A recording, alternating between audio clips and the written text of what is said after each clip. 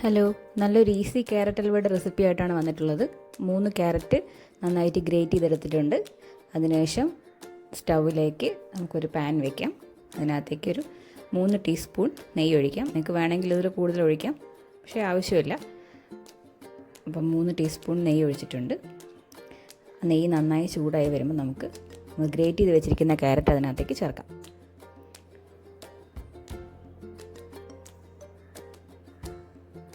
Carrot മുഴുവനായും ചേർത്ത് കൊടുക്കുക. അതിനുശേഷം നന്നായിട്ട് ഇളക്കി ഒരു വാട്ടിയെടുക്കുക. ക്യാരറ്റ് നല്ലൊരു സ്മെല്ല് വരും, ഒരു നെയ്യും ക്യാരറ്റും കൂടെ ഉള്ളൊരു സ്മെല്ല് വരും. അതുവരെ നന്നായിട്ടൊന്ന് വാട്ടിയെടുക്കാം.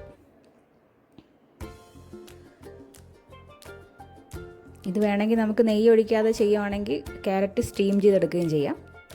അപ്പോൾ നന്നായിട്ട് വാടിയതിന് ശേഷം നമുക്കതിനകത്തേക്കൊരു 1/2 ലിറ്റർ പാൽ ഒഴിച്ചു കൊടുക്കാം.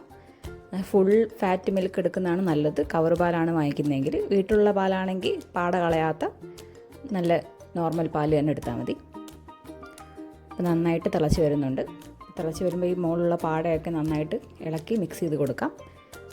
ഇതിനകത്ത് നമ്മൾ പാൽപ്പൊടിയോ ഖോയയോ ഒന്നും ചേർക്കുന്നില്ല.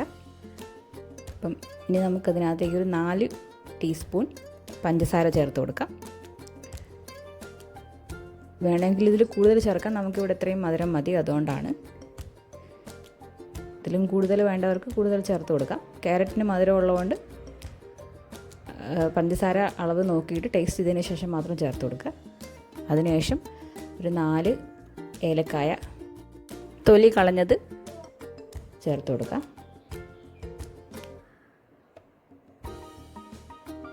നന്നായിട്ട് വരട്ടിയെടുക്കുക. ഒരു മീഡിയം ഫ്ലെയിമിലിട്ട് ഇളക്കി കൊടുത്താൽ മതി. നന്നായിട്ട് കണ്ടിന്യൂസ് ആയിട്ട് ഇളക്കി കഴിഞ്ഞാൽ നന്നായി വരണ്ട് വരും. അപ്പോൾ ഈ ഒരു പരുവമാണ്. അപ്പോൾ ഇതിനകത്ത് കറക്റ്റ് നെയ്യ് ഇങ്ങനെ വിട്ട് വരുന്നൊരു പരുവം വരും. ആ പരുവെത്തുമ്പോൾ ഓഫ് ചെയ്തിട്ട് നമുക്കിതിനകത്തേക്ക് കുറച്ച് നെയ്ക്കകത്ത് ഡ്രൈ ഫ്രൂട്ട്സ് വറുത്ത് ചേർത്ത് കൊടുക്കാം. നമ്മുടെ ക്യാരറ്റ് ഹൽവ റെഡി ആയിട്ടുണ്ട്.